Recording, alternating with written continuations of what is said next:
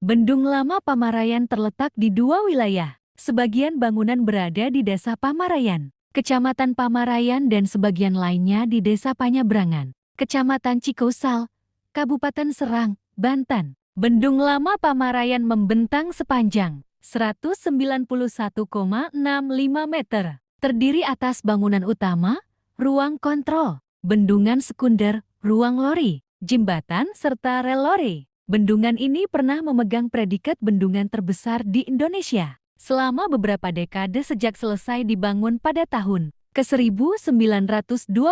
Predikat bendung terbesar di Indonesia ini kemudian beralih ke bendungan Jatiluhur pada ke-1962.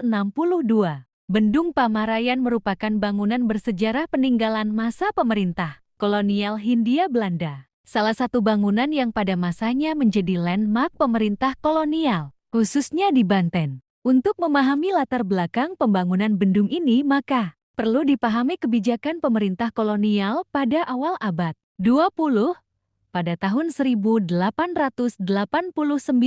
Konrad Theodor van Deventer, seorang ahli hukum Belanda yang pernah tinggal di Hindia selama hampir 17 tahun. Hutang yang dimaksud adalah jasa besar baik langsung maupun tidak langsung dari Hindia Belanda bagi negeri Belanda. Hutang ini mencakup berbagai aspek, terutama pada aspek perolahan, kekayaan, dan kemakmuran negeri Belanda yang sangat bergantung pada Hindia. Van Deventer bersama dengan rekannya, Peter Brushov, menjadi pencetus gerakan politik etis atau politik balas budi pemerintah kolonial. Di Banten, menjelang akhir abad 19, terjadi serangkaian pemberontakan terhadap pemerintah kolonial. Sartono Kartodirjo dalam karyanya Pemberontakan Petani Banten 1888 menyebut nama Pamarayan sebagai salah satu daerah lahirnya para Jawara yang ambil bagian dalam pemberontakan di beberapa daerah di Banten. Pemerintah kolonial menganggap peristiwa yang terjadi di Banten pada abad 19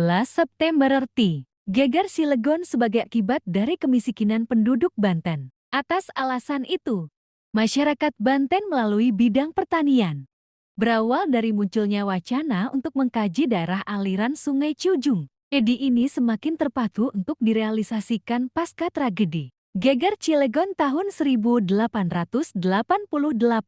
Pemberontakan yang sering disebut sebagai akibat dari rendahnya kesejahteraan masyarakat dan juga rendahnya produktivitas pertanian, berawal dari munculnya wacana untuk mengkaji daerah aliran Sungai Ciujung. Ide ini semakin terpaku untuk direalisasikan pasca tragedi Geger Cilegon tahun 1888.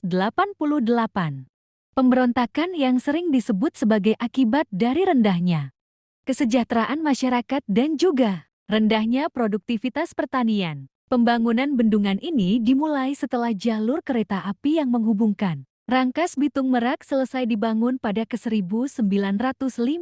Bendungan Pamarayan memiliki dua saluran induk yang berhasil mengubah tanah tidak produktif menjadi sawah tarikan yang mampu menyediakan kebutuhan beras wilayah Banten sejak tahun ke-1925.